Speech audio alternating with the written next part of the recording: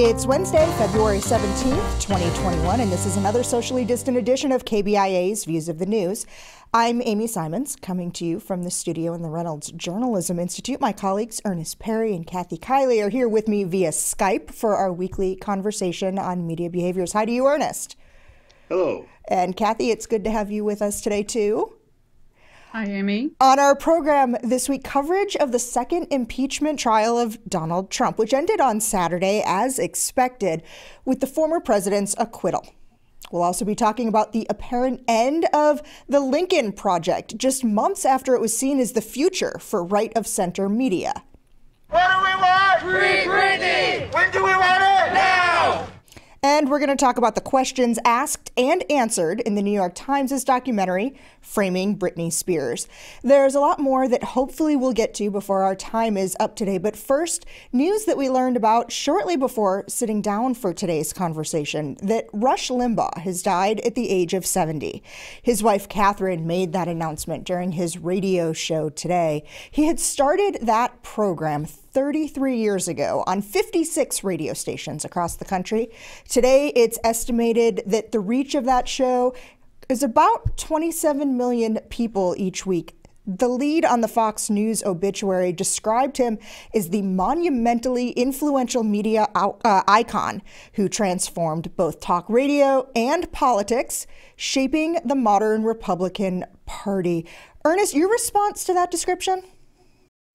I think there's some accuracy to it. I would say that, Rush Limbaugh was one of the people that, for all intents and purposes, saved AM radio back in the 80s. I remember as a young reporter covering stretches of vast stretches of Southeast Texas, that the only thing that was on the radio was Rush Limbaugh and preseason, baseball games at certain times. And this was prior to the Clinton administration. And at that time, just thinking about it, listening to it, playing it back in my head, he wasn't as bombastic as he became later. But, once Clinton came into office, and he really took off, and so did his connection to the Republican Party, to Newt Gingrich, to the contract with America, so on and so forth, to where we've come to now. And so I would say that he could be called one of the icons of not only that talk radio genre, but also of AM radio in sort of its descendancy, not its ascendancy. As you were describing that, Ernest, I actually started thinking about the period when I was listening to Rush Limbaugh regularly, which was really just that maybe year and a half when I was here in school as an undergrad and going out and reporting at KOMU, because growing up in Chicago, I was very much a fan of the talk radio genre. And here in Columbia, back in the late 90s, there were very few other outlets for talk radio. And really, that was when it was Rush Limbaugh and Dr. Laura Schlesinger on KFRU. And you brought up that idea of how he really exploded during in popularity during the Clinton administration. And in the back of my mind, I'm thinking there's that real tie-in to when Fox News Channel really saw its birth and its growth in popularity too, and how really those two audiences kind of came together at the same time. Yeah, I mean, there was a lot of that. I mean, the audiences came together. The party sort of was able to sort of find its voice, and Rush Limbaugh was one of those individuals that provided it with a voice outside of the establishment. And in many ways he connected with the people on the ground. I would say he was probably one of the people who started the grievance in part of the Republican Party and sort of pulled those people in who saw themselves as those who were going to stand up for what America used to be, in their words, this sort of homogenous kind of America, and he sort of connected with that and gave them voice through his radio show. Kathy, he had his critics too, not only those on the left. In fact, there was even a article that you had pointed out to me as we were making some last minute changes to today's show that was in the Washington Post the other day about how in some ways the work he was doing is really beginning to kind of lose its grip. Well, I think, first of all, we should say that Rush Limbaugh is a Missouri native. He is, and I have in front of me the statement from Roy Blunt we'll talk about in just a second. And so he came from here, but his career really started in Sacramento, California, when he really started. He formatted the program as we know it today, and it was syndicated in 1988. I think that's an interesting year because it is the year after the FCC repealed the fairness doctrine.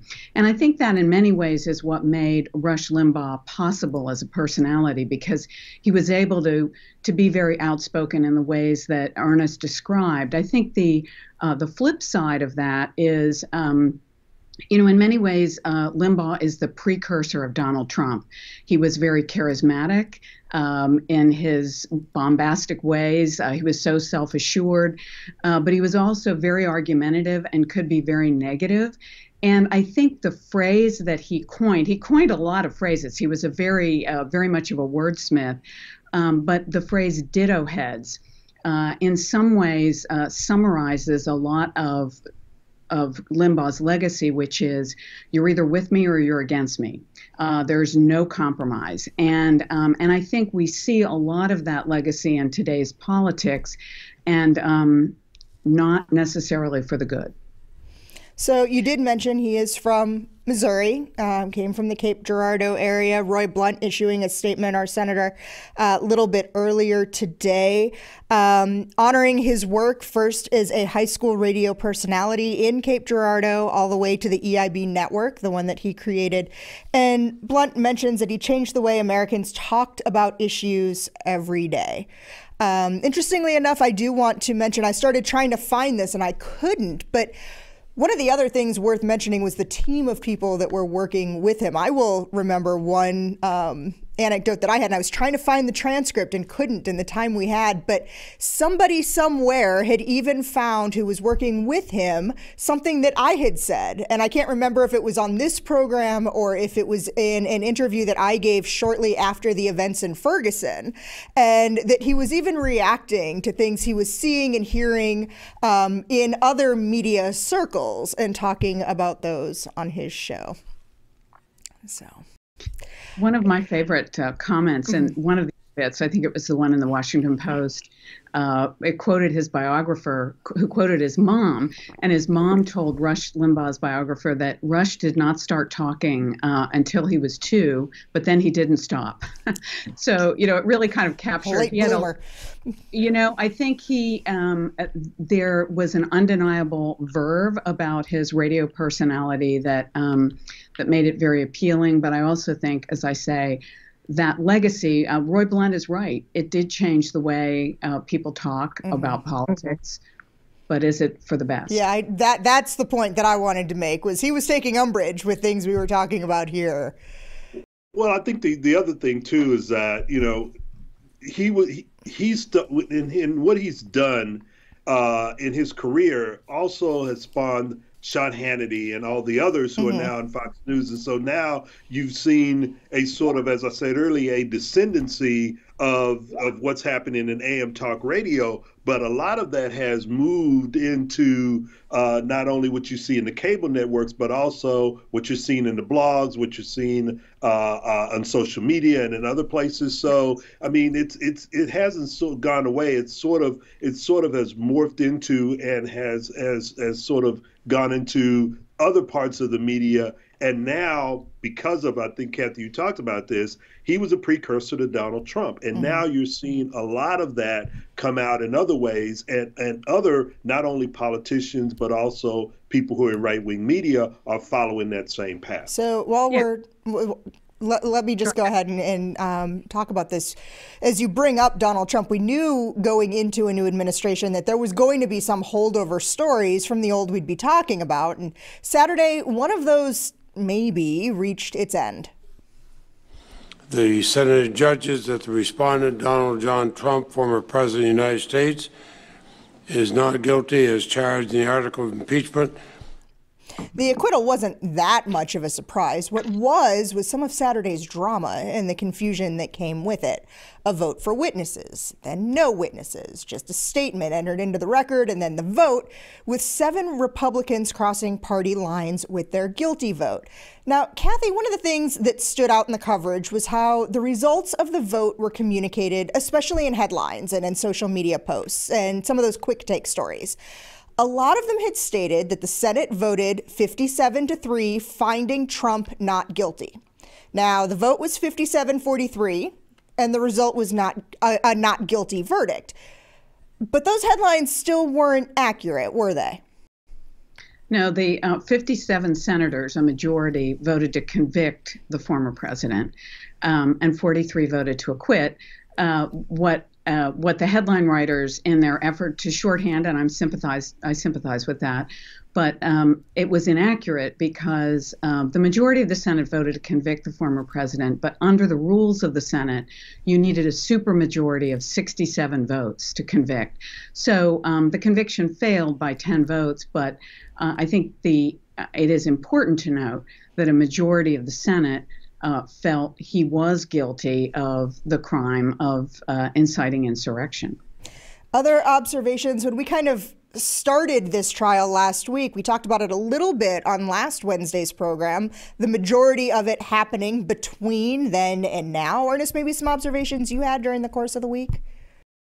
Well, I think the observations over the course of the week is that the House managers on the Democratic side, I think they did a very effective job of basically putting their case before the public. It was straightforward. It was quick. One of the quickest that I've ever seen in the what is it now, 3 that we've had, 2 with Donald Trump, 1 with Bill Clinton, and then you also had Trump, his lawyers come in. They were pretty quick, but there was really not much of a case there. Their case was basically relitigating what the Senate had already decided upon, which was that it is constitutional for them to do what they did.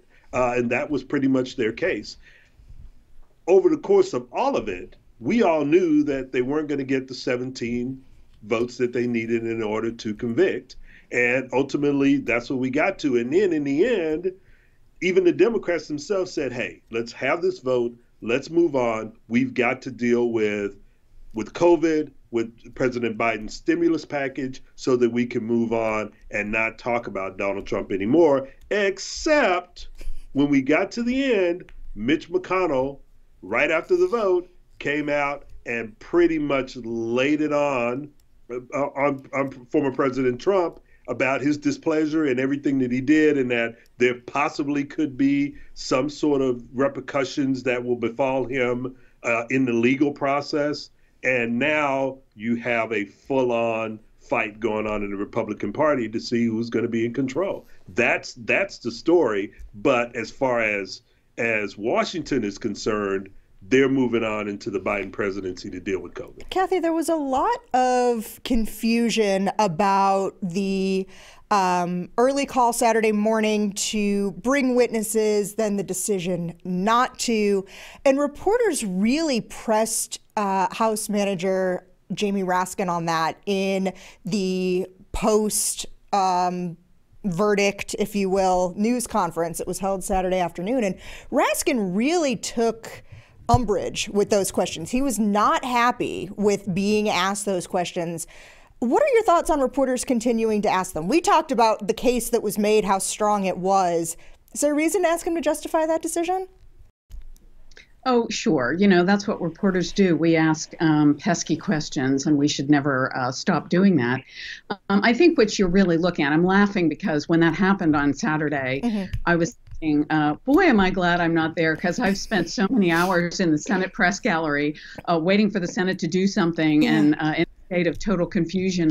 So I sympathize. But really what that was all about is, we've talked a lot about the schism in the Republican Party, obviously between the Trumpers and the never Trumpers, and the sometimes Trumpers, which Mitch McConnell seems to be. But there is a schism too in the Democratic Party, and that is, and I think that's what you were seeing played out on Saturday morning, that there is a faction of the Democratic Party that really wants to go all to the wall on just unearthing what happened and trying to make, in their view, make the rest of the country understand just what a bad guy Donald Trump is. And then there is a faction, and that would be the faction that was pushing for witnesses. The other faction, which I think Joe Biden is a part of, it just says, let's move on. We have other things to do. We need to prove to the American people that we can actually accomplish something that matters to them.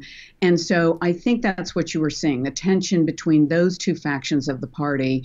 And in the end, Biden won. Ernest, it almost sounds like we need to send you to D.C. to have a conversation and tell some people it's not about them. Maybe so. It's not about you moment. For our next topic, I started thinking about when it was we talked about this, and I went into our archives to check some dates. It was October 28th when we were talking about the future of the Lincoln Project, how the Center of Right Political Action Committee was changing the hearts and minds of Republicans and reminding them about what the party stood for, and that Donald Trump wasn't it. After the election, it turned its focus to Georgia and getting Ossoff and Warnock elected. And after January 6th, it had its eyes on Texas and here in Missouri, going after Ted Cruz and Josh Hawley. Now, the Lincoln Project is pretty much no more.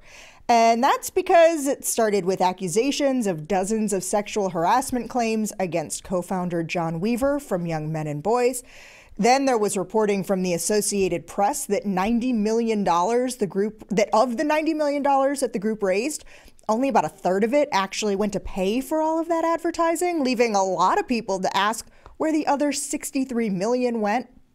And then there's a scathing piece on the 19th. You can read that on our links blog. It describes a toxic culture ripe with infighting, sexist language, and disparate treatment. Kathy, there is a lot there, isn't there? Well, looking back, it's probably not too surprising. You're dealing with some really titanic egos. I mean, the Lincoln Project attracted some top Republican consultants, all of whom are very powerful egos, very interesting, bright people, but it sounds to me like in the end, they were all kind of taking aim at each other.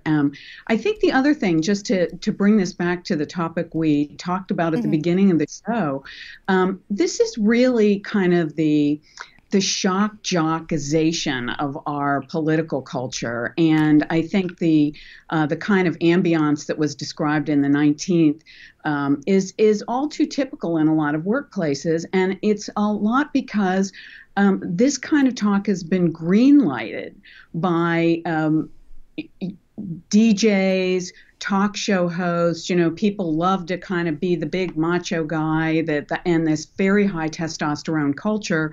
And I think, in the end, clearly as things started to fray, and once this organization lost what brought it together, which is Donald Trump, things started to fray. But I think, and maybe it was inevitable that with all these egos, that was going to happen.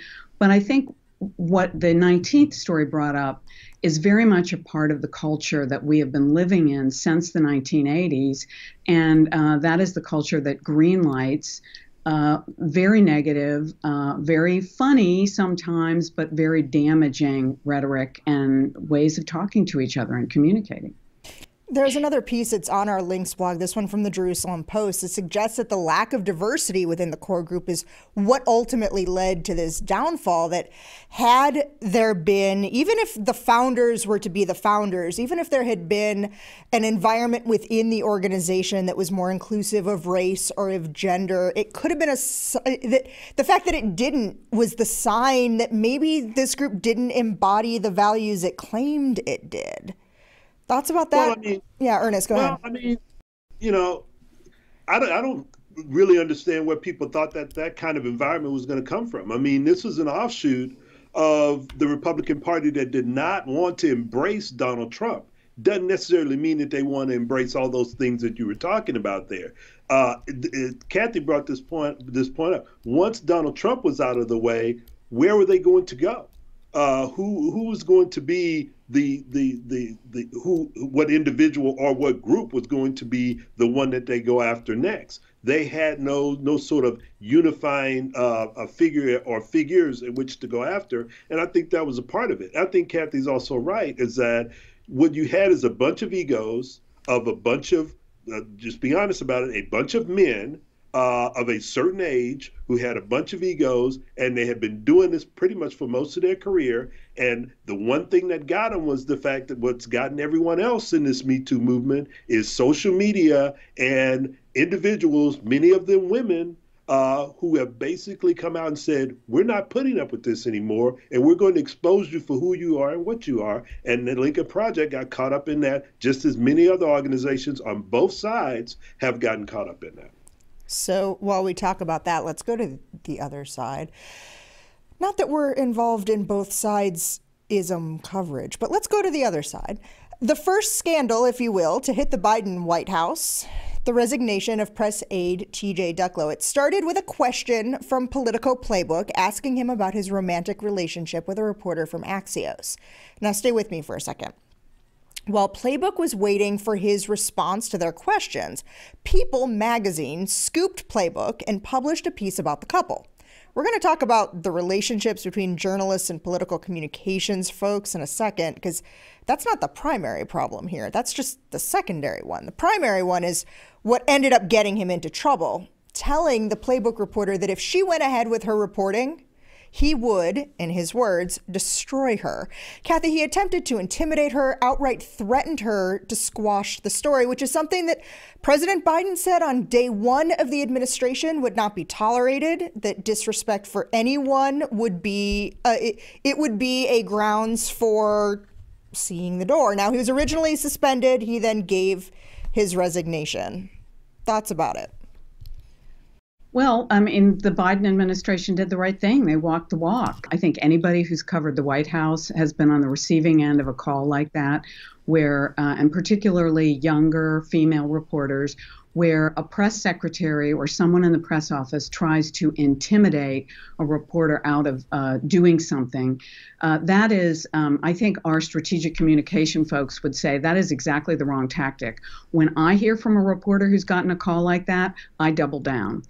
So it's a dumb thing to do, and in the current environment, it's a firing offense, and it should be. So these relationships happen all the time. Maybe one of the biggest names that our people in our audience may recognize is Andrea Mitchell at NBC News. She's married to Alan Greenspan, the former Fed chair. The key to having a relationship like this, Ernest, is transparency and boundaries. And there's some reporting you can find on our links blog about this and some other people who've been in this situation. Where and how do these problems fit in there too? Could it have been that those boundaries maybe weren't as clear in this relationship as they should have been? Well, I think, we talk about boundaries. I think the boundaries has shifted. I mean, when you talk about, the situation with Alan Greenspan and Andrea Mitchell, that was in a different era. And that boundary was set in a different place than where it's set right now. And I think where we are right now, and this sort of goes to what Kathy was talking about, is after 4 years of the culture of Donald Trump, Joe Biden and those around him have set that bar pretty high. And there's certain things that they're just not going to tolerate. And in turn, that boundary also shifts what the media expectations are and how they are supposed to conduct themselves and hold themselves accountable. And I think that's where we are now. So you had different boundaries sort of colliding here where you can't threaten a reporter like that and get away with it. You could do it under Trump, but you're not going to be able to do it under Biden. But also, you can't have those kinds of relationships because that threatens the overall mission of what Biden is trying to do. And he wants to keep everyone on mission. That was one of the things that made a lot of the success that President Obama had under fierce criticism. And Biden has taken that same boat, is that nothing is going to stand in the way of the mission. And if you're an impediment to it, you're gone. Okay, so before we go today, Britney Spears is back in the news following the release of a New York Times FX documentary framing Britney Spears. When I first started, I didn't know what I was doing. But every day you learn more and you gain more wisdom from that. Why is she still in this? Why is her dad making all of her decisions? I have always viewed this situation as something that I don't think would have ever happened to a man in America. Trust me, there are days that I struggle with myself. I trust the system. I believe the law is aimed at actually protecting the conservatee. There were things out there that have been said about me that aren't completely true. We stand up for you, Britney Spears, and we won't stop until you reach freedom. So for so long, the really bad joke had been to tell a friend facing tough times that if Britney could make it through 2007, they could survive anything. But Ernest, this really went into detail about how her father, Jamie Spears, used the law to take advantage of her and how he still manages to have complete control over her to this very day. Yeah, I think that, one of the things, and I haven't seen it, but I've read a lot of stories about it. And one thing that this documentary does is pretty much take all of the stories that have been out there about Britney Spears and bring it into focus, and people can see that. And now they're kind of questioning whether or not this even should have taken place to begin with, and they want to do something about it. And people really feel like something needs to be done about it. Kathy, one of the things that was noticeably missing from this documentary was either hearing from Britney Spears herself or anybody who is on her team. And there's an interesting piece from Good Housekeeping. That's usually a source that doesn't make it onto our blog too often, but that indicated that it was unclear if the New York Times or if people from FX and Hulu were even able to make positive connections with Britney or her team to even have a voice in it, or if they had been intercepted by her father because he has that right to control it. I have some problems with this documentary. I think this is a really sad story of a young woman, and kind of the way our society, we're almost like vampires with celebrities. We just suck them dry. And here's a young woman who's very pretty, very talented, and because of her celebrity and what we do to celebrities, her life went off the rails. I think it's really hard to know what's going on inside a family, and I think it's dangerous to jump to conclusions about somebody's mental health and whether or not they need conservatorship. You can hope that our court system, which runs conservatorships, is keeping the interest of anybody who is in that situation in mind. But I feel like this documentary was almost a further exploitation. It can't get to the person herself, and you can't, and not only, it's one thing to say she can't talk because dad said no, but nobody else on the team. It doesn't feel like journalism to me. Okay, thank you. I appreciate hearing that perspective on this too. That music means we're out of time today. There was one story I was hoping we'd get a chance to talk about. You can read about it on our links blog.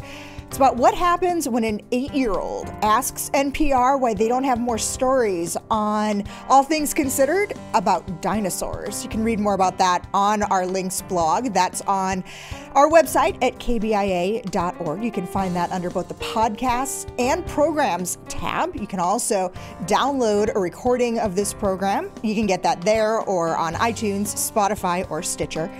I'd like to thank you for being with us today. Also thanking Travis McMillan, Tim Pilcher, and Aaron Hay. See you next time.